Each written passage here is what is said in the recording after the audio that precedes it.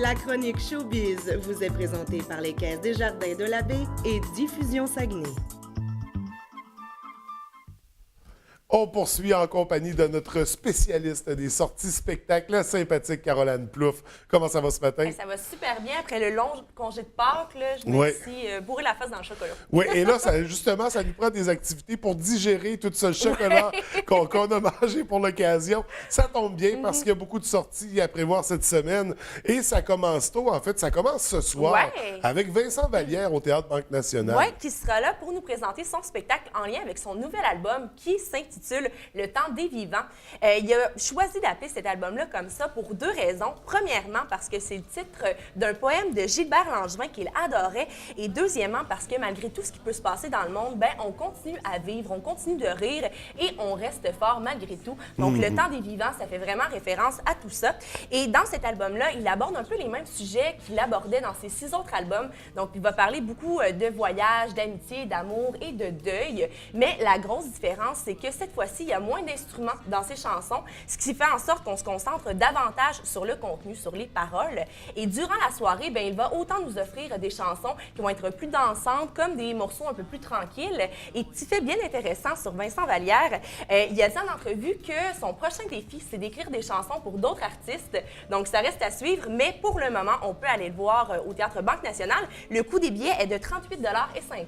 Donc, pour une très belle soirée en compagnie de cet artiste chéri des Québécois, on a un autre spectacle à surveiller. C'est demain au Théâtre du Palais municipal, le projet Impact. Oui, le projet Impact, c'est quoi? C'est une campagne de prévention contre l'alcool et la drogue au volant.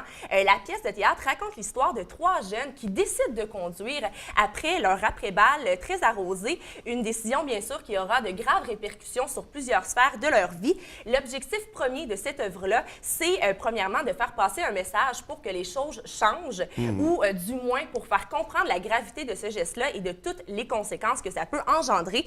C'est une vingtaine d'étudiants de la formation en arts et métiers de la scène de la polyvalente de Jonquière qui se sont impliqués dans ce beau projet-là.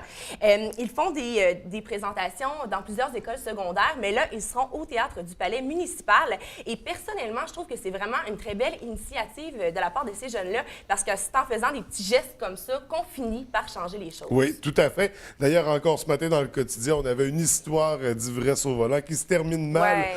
Donc, on invite les gens, bien sûr, à la prudence sur les routes, mais à aller voir cette belle pièce-là. Ça vaut vraiment la peine. Vraiment.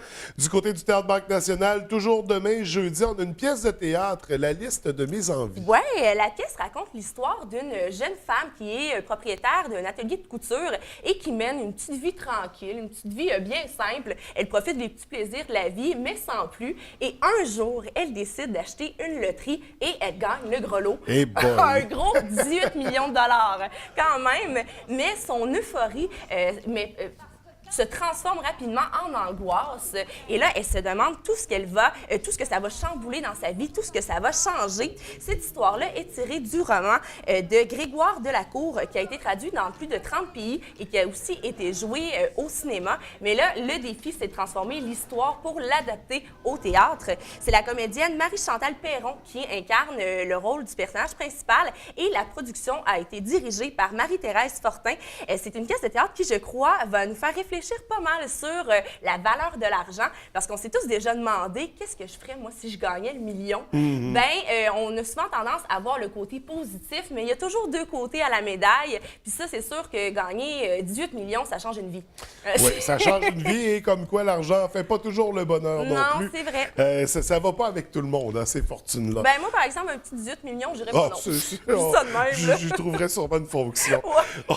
Au Bistrot Café Summum, samedi soir, le groupe Qualité Motel. Oui, Qualité Motel, c'est un projet de musique électropop fait par des membres du groupe Valère. Pour ce projet-là, ils ont sorti leur premier album en 2012 qui s'intitule Motel California. Sur cet album-là, on y retrouve plusieurs artistes qui ont collaboré. On y retrouve entre autres Steffi Choc, Mitsou, Karim Ouellette, Fanny Bloom, Yann Perrault et bien d'autres. Mais là, ils ne seront pas tous là. Non, au là, Café ils vont pas être Summum. là. Non, là, ça va être le groupe, mais là, eux autres, ils ont juste collaboré pour cet album-là. Durant la soirée, c'est ça, ils vont nous présenter leur nouveau spectacle, le groupe, pas ces artistes-là. Et durant la soirée, il va également y avoir la famille Bédard et aussi l'équipe Coureurs des Bois qui seront là pour nous concocter des petits cocktails alcoolisés à saveur d'érable. Donc, on va pouvoir se sucrer le bec en plus d'assister à une belle prestation musicale. C'est fabuleux. Donc, il y a une petite thématique cabane à sucre Ouais. derrière tout ça. C'est de saison. On va se diriger du côté du sous-bois. On revient à jeudi, en fait, à 21h avec Xavier Caféine. Oui, qui sera en spectacle pour souligner les 10 ans de l'album intitulé Gisèle, qui est un album rock et qui est d'ailleurs son premier album en tant qu'artiste solo, parce que je tiens à rappeler qu'il a fait partie du groupe Caféine. Après avoir lancé cet album-là, il a fait des prestations un peu partout au Canada dans les festivals. Il a été notamment au Festival d'été de Québec, il a été aussi au Francophonie de Montréal et j'en passe. C'est comme ça qu'il a d'ailleurs commencé à se faire connaître. Pour revenir au spectacle, il sera accompagné d'Alex Crowe, de Vincent Pic, Michel Angevin et de son frère Samuel Plante. Le coût des billets pour assister à la soirée est de 20 et de 25 à la porte. Donc, une autre belle soirée du côté du sous-bois. Ça va se poursuivre le lendemain, le vendredi, avec Speedy Johnson. Oui, qui va être là pour nous présenter son nouvel album qui s'intitule Before It's Dark. C'est un album qui mélange vraiment toutes sortes de styles musicaux. Ça mélange le folk, le rock and roll, la musique psychédélique, le blues et le country. Il y en a vraiment pour tous les goûts, mais ça fait vraiment un beau mélange. Et pour l'occasion, il va être accompagné de Kevin Labchuk à l'accordéon et aussi de Ben Dwyer à la contrebasse. Et lui-même sera accompagné d'une guitare. Le coût des billets pour assister à la soirée est de simplement 10 $. Très abordable. C'est toujours abordable du côté du sous-bois. Ça vaut la peine. Et on conclut le week-end toujours à cette même belle salle qu'on aime pour sa proximité avec les artistes et son bar incroyable. Ouais, surtout. Donc, au sous-bois, on va voir The Beat Down. Oui, pour ceux qui ne connaissent pas, c'est un groupe qui a lancé son premier album en 2010. Puis leur style musical tourne autour du vieux son jamaïcain, donc du fameux reggae avec une touche de punk. Personnellement, je trouve que les chansons sont ça fait très été, très rafraîchissant. Ça fait du bien. Ça va peut-être faire fondre la neige qui reste dehors. Si ça vous tente d'aller les voir, le coût des billets est de 10 $, sinon c'est de 12 $ à la porte. Donc, une autre très belle semaine de spectacle, une grosse programmation dans la région. Oui. Caroline, merci de nous avoir